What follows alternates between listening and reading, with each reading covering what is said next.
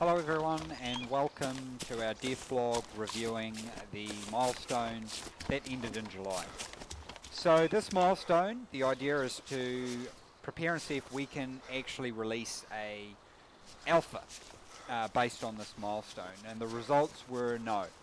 And so what I'm going to cover now, while we've got some gameplay going on in the background, is the reasons behind that. A little bit more detail will be put on the dev blog in terms of some words, but here's our basic.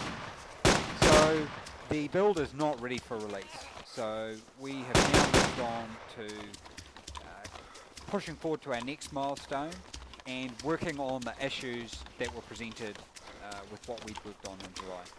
So I guess the biggest piece of work that's remaining for us is what we're calling the multiplayer network bubble.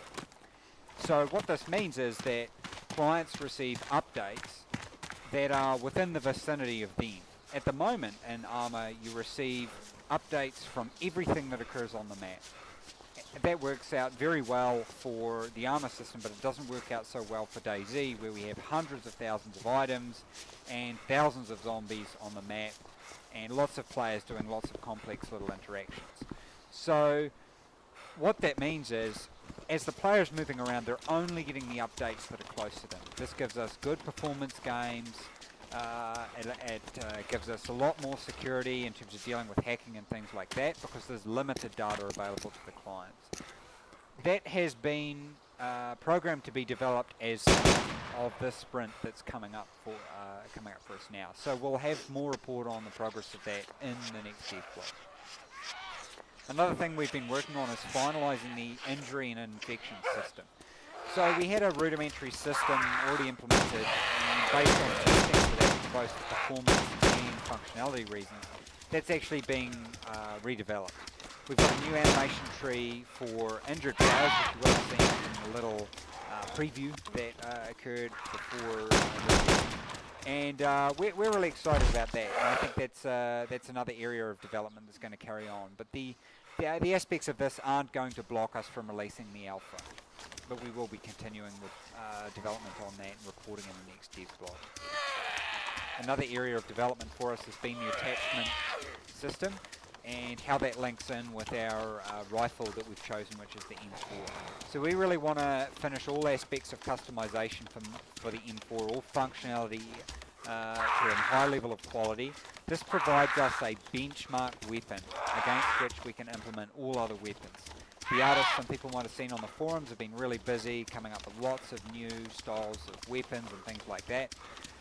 We're just focusing on the M4 now. We're going to add in all the functionality for the suppressor, different sights, extended mags, all this kinds of stuff, so that we have this excellent benchmark. Custom animations, custom muzzle flashes, everything per weapon, so that we really make them shine. Because we think that weapons are your levels in DayZ, so they're very important, and we want them to really reflect that. A further area of work has been damage and bleeding. So the damage system is being reworked for both performance and functionality to accommodate the needs of DayZ. There's a new bleeding system, quite similar at the moment to the old system. However, it actually bleeds from the exact point that you're shot at and animates correctly. So we think that's quite a cool new addition. At the moment, it's not working correctly in the multiplayer dedicated server, so that's something that we do want to have finished before we can push the alpha out. The report on the progress of this will be in the next dev blog.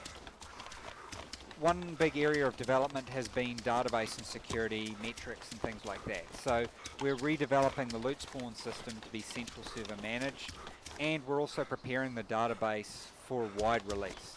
It's got to handle a large number of players and connections. So that's receiving a significant area of development as well. Finally, I guess one of our biggest areas of development beyond all this is stability, and this has been greatly improved in the last weeks, and I'm sure those of you who've had a chance to talk to the people who've been testing, they will tell you the same thing. We've still got some way to go to accommodate the player levels that we feel is necessary for useful feedback. And I guess that's kind of the most important point to make in this development blog. Everybody really wants it to be released, and we're really happy with how it's starting to look. But until we cover off on the very basic foundations of it, there's just nothing there to play. There's nothing there to really enjoy. We feel we're very close to that, but we want to take the time that's necessary to deliver on that, and that is obviously frustrating for everyone involved, both on the project team and as well as people wanting to play it. But really without these things, it's just not possible. So we really appreciate people's patience with that, and I'll be posting more detail and text on the dev blog over the weekend as well, once I've had a chance to sleep. So we hope you've enjoyed this little teaser, and we're going to finish off the development blog with some interviews with some of the staff so you can hear how things are going on. Thanks very much for tuning in.